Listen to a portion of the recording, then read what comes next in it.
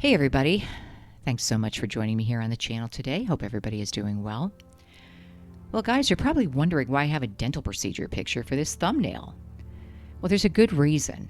I've been kind of prompted by the Holy Spirit to tell you this little story. It's a small thing that happened in my life. Don't think it's a big deal to me. It certainly isn't.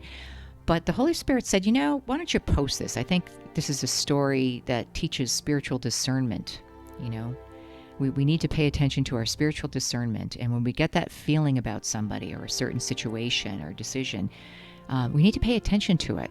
When we get that feeling, many times it's the Holy Spirit's protection that we're dealing with an opposing spirit or something that's the wrong direction or the wrong place to be, the wrong decision. So pay attention to it. So many times we make excuses for our Holy Spirit discernment, and we think maybe we're just being paranoid or it's us. No, a lot of times, it is the gift of discernment. So that's what this story is about, basically. And also the fact that narcissists, once you are healed and once you've been away from narcissism for a long time, like I have, that hopefully you can laugh when these situations happen, which is what I did with this one. And you'll see why. Well, where do I start? Wow. Okay. I'll try to be as brief as possible, but it's kind of hard with this, but I'll try. I needed periodontal dentist work, or I do, shall we say. Hasn't been done yet. So my general dentist, who's a very good dentist and no problem at all with, referred me to a periodontist's office. It was all women. Periodontist was a woman, staff was women. And I had some work done. Good work, not a problem. I'm a good patient. I paid them in full for the first procedure and left. Not a problem. Now, I went for a follow-up, and I was 5 minutes late for the follow-up. I called everything, not a problem. Somebody was in the chair when I got there, and I had the quick follow-up. Everything was looking good, not a problem. So at that follow-up, before I left, I was called into an office with their finance person, and I was supposed to be given a quote, and set up the appointment for the rest of the procedures. So I sat in this office. I got a bad feeling. This woman was my age. She kind of gave me this look up and down. You know when somebody doesn't like you right off the bat, right? You know what I'm talking about. It was kind of a spiritual opposition. She didn't know me, but right away her opposing spirit was looking me up and down, giving me this look. And she was very defensive, I noticed. She was typing away, trying to set up the next appointment, taking information. And she was telling me about her big house and how she didn't have to work there, how she had, such and such degrees, how great her husband was, the vacation she went on. It was obviously out of insecurity. And I listened. I just said, "Oh, that's great. Oh, your house sounds beautiful. Oh, you look so young. You're right. Your skin looks beautiful. What do you use?" I mean, I was just being nicer than pie to her because I could understand where it was coming from. Obviously insecure, people that aren't usually don't have to toot their horn like that within the first 5 minutes. But I was very pleasant, listened, and was very positive with her back. Now, she was supposed to give me a quote, how much these next procedures, what they were going to cost. And periodontists, the dental work is expensive. I'm not happy about it. It's something that, I'm going to have to be creative for here going forward. But it's necessary, to do. And I take care of my teeth. It's just one of those things that happen after a while. Work needs to be replaced. That was done decades ago. So she didn't give me the quote for the amount. She said she'd call me in a week or so. And I said, okay. And she wanted me to pay up front, it was thousands of dollars, Pay, usually it's on the day of. It's usually never beforehand. So she says, well, okay, I'll call you with the quote then. I said, please do. Thank you. Or she'd email it to me. Well, that never happened. I waited, never happened. So I called a couple times, left a message, if there's a quote, can you please email me so I can understand what this is going to be, and never received anything. So get a load of this, guys. 2 weeks ago, the day before we scheduled an appointment for the next procedure, I waited a month for that appointment. That was their first available. The day before that appointment, this same woman calls me, and her tone, even though she was my age, sounded very immature, but, when I spoke to her on the phone, it was very antagonistic and very harsh. She said, well, I'm just calling you to see if you're going to show up tomorrow. Now, how would you feel if somebody talked to you like that? And I said, well, it's on my calendar. Why wouldn't I show up? We made the appointment a month ago. And she said, oh, well, I was just wondering because like you were 5 minutes late the last time. And I thought, what? So I said, for the follow up, I said I was on time for the first appointment. I paid you in full. Everything went well. I went for the follow up and I called you from the car. Yes, I hit some traffic and was coming from far away. You know that. You said it was fine. And it was just 5 minutes. Somebody was in the chair when I got there. They weren't even finished with them. I didn't hold anybody up. And I said I apologized and I'm sorry about that. I mean, I'm apologizing again on the phone for that 5 minute deal that she shamed me about. So I was put off by that. And so she says, oh, so that's why I was wondering, like, are you coming?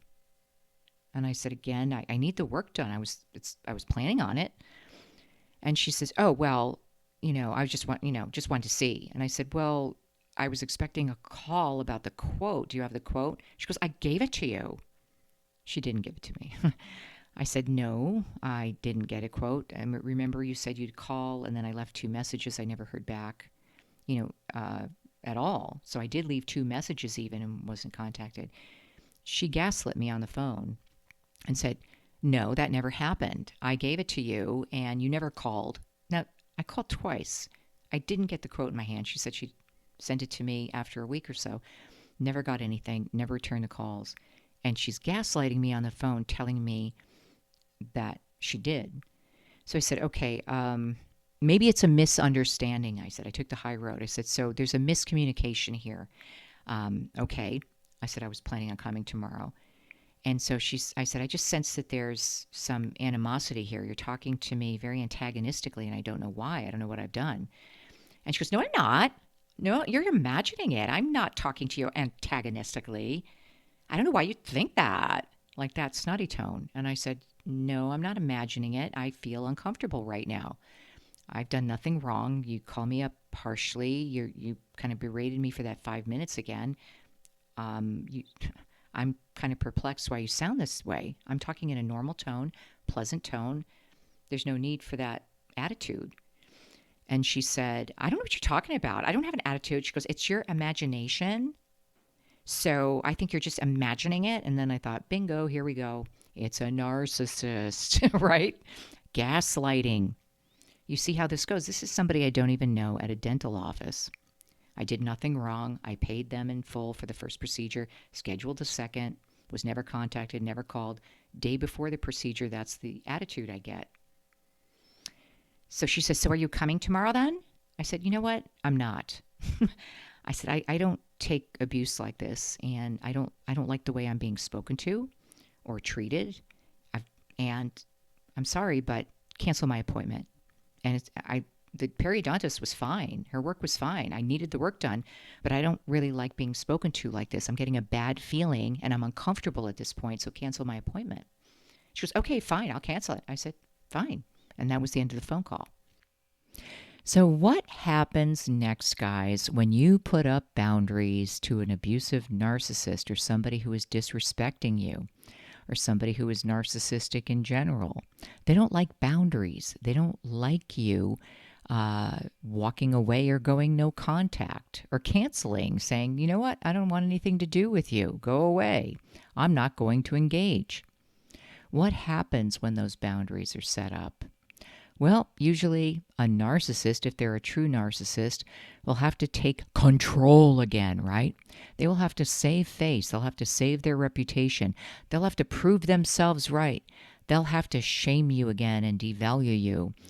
Or, the slime campaign, as I said, do something so they look like the winner. Because a narcissist doesn't like to be told no. Or when they've discovered that you've found out who they are, of course they're not going to like it. They're going to want to save face. And that's what happened next. 2 weeks later, the other day, I go to the post office. I get a letter. The letter's from the periodontist's office. It's on formal letterhead, fancy stationery. I open it up, and it goes on, dear so-and-so, this is the periodontal office. We've decided we no longer want you as our patient. You'll have to find another periodontist. That's how it went. It was signed by the periodontist. Now, I could have said, what are these people? I cancel. Been hostile, like fuming like you do with these narcissistic games that they play, right? They have to have control. They have to be right. They have to save their reputation. So this is the type of mind games that they play. I don't want to say the other word. I'm trying to keep my language clean here. But you know what I'm saying. That's the type of games that they play, these mental things, like just insanity, childish stuff like nah, nah, nah, nah, nah, we're dumping you. Isn't that silly? It was a dental office, guys. So I can laugh at it now, but that's the beauty of this story. That's why I'm telling the story, guys. That they don't see how ridiculous their behavior is. They don't see how childish it is. And they don't see that other people recognize that they're a narcissist. And those who have been educated in narcissism know enough to walk away. We know enough not to engage. We know enough to say, I've seen enough signs, goodbye, right? But then when they do their ridiculous tactics afterwards, trying to take control back, trying to be the winner, so to speak, because we know that's what narcissists do. They have to win. They have to be right, right? So that was clear evidence of it. Something silly, something ridiculous, something childish. They have to feel like they discarded you when you walked away, right? They have to be right when you told them that they were wrong. Typical behavior. Typical behavior. But the wonderful thing is once you are not used to that behavior, you can once again be surprised by it. And I can honestly say when I opened that letter, I was surprised. I thought, oh, this is a bill. I paid them. What is this? I had no idea what was in that letter when I opened it. And then when I opened it up, I had a moment of, oh yeah, I forgot. Like I forgot these stupid little tactics that narcissists do to play with your mind, right? These little games they play to devalue you. It was all so foreign to me again, which was great because that told me I'd been away from it for a long time. I wasn't used to it anymore. And I hope that's the point that all of you will get to, if you haven't already. That's my wish for you, is that you will use your spiritual discernment. When you see the signs, you will say, you know what? I've seen enough. I'm not going to engage with this person anymore. And you walk away. But don't be surprised if, they will try to retaliate or they will try some of their games, to be the winner like they do. Don't let it bother you when that happens. Hopefully you'll be at a point where you'll do what I did. You'll just laugh at it and rip up the letter if it's in that form, or erase the text or erase the voicemail, however they decide to devalue you or take control or play their foolish games. You can just delete it and laugh and walk away.